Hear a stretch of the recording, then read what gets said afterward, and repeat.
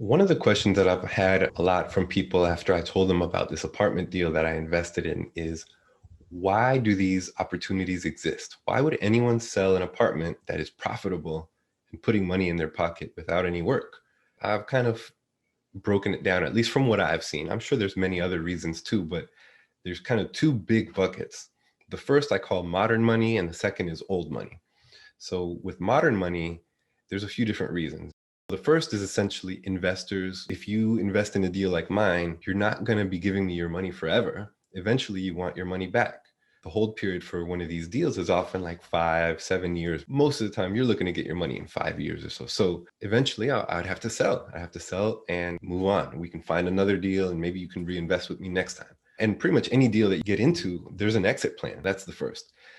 Second is financing, right? So if we get a loan for a deal, most of the time in residential, you have a 30-year fixed rate mortgage. You might have a 15-year, even a adjustable rate mortgage, where after a certain number of years, then the rate starts to fluctuate.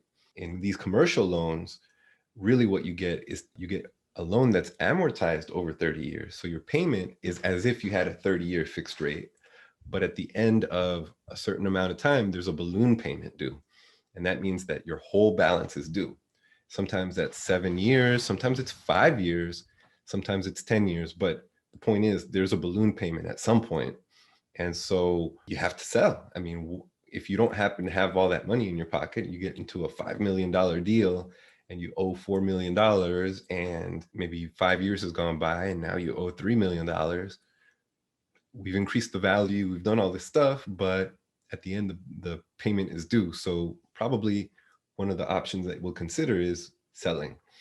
The other is a partial value add, right? If we have a 150 unit building and I'm going to value add, I'm going to increase the value of the properties and maybe fix them up and stuff.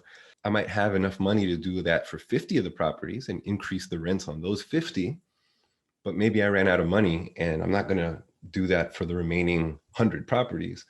So that's a pretty interesting one, because in that case, the model has been proven. Those people are already charging higher rents, and then they're going to pass it on to the next buyer. And you have a pretty good idea of what you need to do. Oh, we need to upgrade the kitchens, we need to upgrade the bathrooms and paint the exterior. And then we can start charging the extra $100 in rent. That's pretty good. And it's a pretty low risk thing because they're already doing it. So those are three of the modern money reasons why people sell. The other one is what I call old money, right? There's people who have had generational wealth and they've owned these places forever. Sometimes their family even built the apartment building and they've just held on to them. And there's a lot of wealth there. So I remember sitting with a property manager in Richmond, and he had this one client who just owned a ton of apartment buildings in Richmond. And he said, he's like, well, my client, he makes $300,000 a month in passive rent from all of his assets.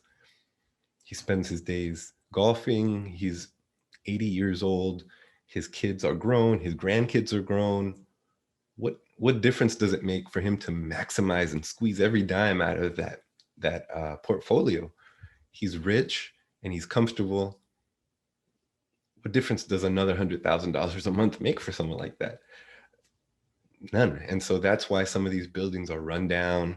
That's why some of these buildings aren't maximized. And so there's an opportunity there. And so eventually these people say, okay, I'm done. My kids don't want anything to do with the business. So I'm just going to sell and, go off into the sunset and have a good life. That's a really good opportunity, right? Because those have a lot of opportunity. There's a lot of meat on the bone for us to go and make repairs and make changes and update and modernize. So those are really good ones. And then the other one is a DIY, like a do-it-yourself owner, right? So that's the guy who owns the building, but he's been the maintenance guy. He's been the one that's fixing the toilets and taking the calls, and so a lot of times that's a very similar one, but maybe I guess the lifestyle is very different. It's similar in the fact that there's opportunity. The fact that it hasn't been professionally managed and professionally run, again, leaves a lot of meat on the bone for us to come in and make things better and make the business more profitable, which will in turn make the asset more valuable and make money for everyone. There's another benefit too, is that, there's a shortage of housing in the United States, especially affordable housing. And so by coming into these properties and actually making them nicer and improving them, it's actually kind of a benefit to tenants because they're not making any more affordable housing, right? Like it's so expensive for a builder to build a place. If they build anything new, it's going to be high end, it's going to be luxury. It's not going to be affordable housing. So this is the way that affordable housing is kind of being maintained and upgraded and made to continue to be, I guess, dignified, good quality of life. And so that's another added benefit of all of this. I never want to end these videos without giving an invitation that if there's any questions that you have about real estate, residential or commercial with these apartment buildings, reach out, let me know what I can do to help you, to answer your questions. I just want to be a resource and just kind of help however I can. The way that I was able to buy this building is because a lot of other people who knew more than me helped me, shared information with me very willingly. And I don't really claim to be some great expert, but I do know that I've been working really hard at this for nearly 2 years. And so I know probably more than most, and I'm willing to share whatever I've learned just to pay it forward. So eager to share and just want to make myself available. So with that, I'll just wish you guys a good day. Bye.